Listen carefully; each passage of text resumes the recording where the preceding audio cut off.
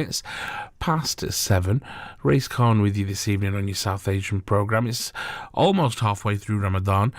As you know by now, millions of Muslims across the world mark the holy month by fasting, meaning going without food or water from dawn to dusk. But what does that mean for people who are taking part in sport, for example, or training?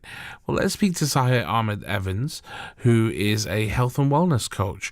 Welcome to the programme, Sahir. How is your fasting going so far? It's going really well, really good. The days are a lot shorter this year, it seems like. Yeah, that is a bit of a blessing. By the time you get home from work, it's normally around time to start preparations for your iftar. So what does Ramadan mean to you? Ramadan for me, I would say it's like the ultimate boot camp, to be honest. It's a full reset, spiritual, mental, emotional, and of course physical. It's a time to really kind of withdraw from the world and just like focus, draw inwards a little bit. I mean, we're at the halfway point now, so there's still halfway to go.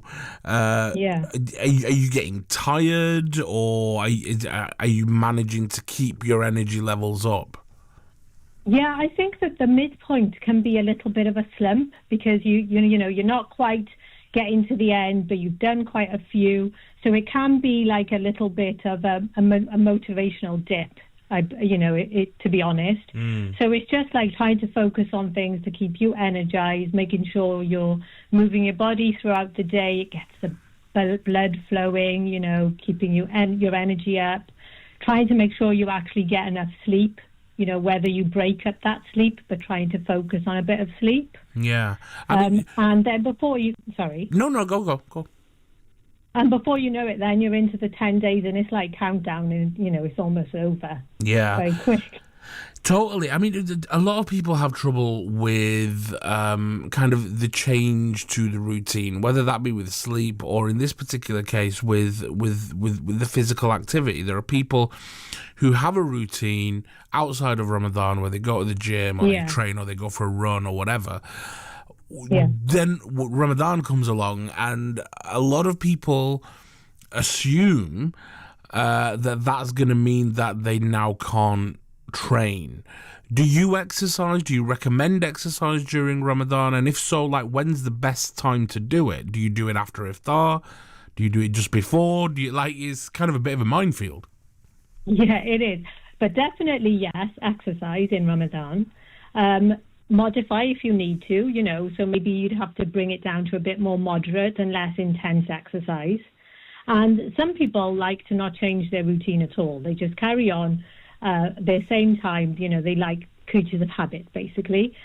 But I think if you feel that you could be vulnerable, just think about exercising maybe just before you open your fast, after you open your fast, or before you start your fast. They're kind of really three key times that are quite good, especially if you're going to go a bit hard, if you're little bit intense with your exercise, especially if it's cardio and you're going to be sweating. You want to think about that so you can replace your fluids.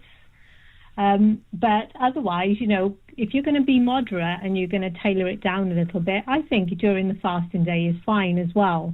Everyone's individual, so you have to kind of see what works for you. Yeah, I mean, a lot of people kind of assume, oh, well, why would you need to exercise? Because you're not going to be, you're not gorging yourself. But then what I think non-fasters or non-Ramadaners fail to realise is a lot of the time we're eating more in Ramadan because quite wrongly we kind of binge in the evenings.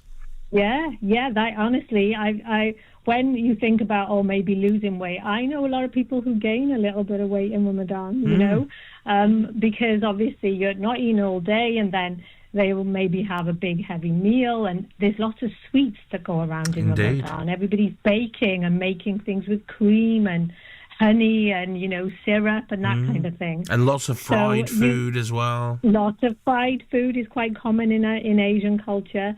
So I think aside from the nutritional aspects, which obviously, you do have to monitor what you're eating, exercise is there just to energize you, keep you moving. It's there for your mental health. it's there for so many other aspects, your muscle strength, your bone density. There's a lot to think about when it comes to exercise. It's not just about managing the scales. Indeed. And finally, of course, at the end of Ramadan, we have Eid al-Fitr. How are you going to be celebrating? Oh, Eid al-Fitr are just wonderful family times. You'll start the day off going to prayer, congregational prayer, and then come back home. We usually have a traditional family breakfast, lots of gifts. The kids are all hyped up, lots of food. It's a lovely family community time. Fantastic. Well, thank you very much for speaking to us, Sahir Ahmed Evans, Health and Wellness Coach. Me. Thank you for joining us, and have a wonderful and productive rest of Ramadan, and have a fantastic Eid as well. You too. Thank you very much. Thank you. That is Health and Wellness Coach Sahir Ahmed Evans, and still to come on the programme, we're going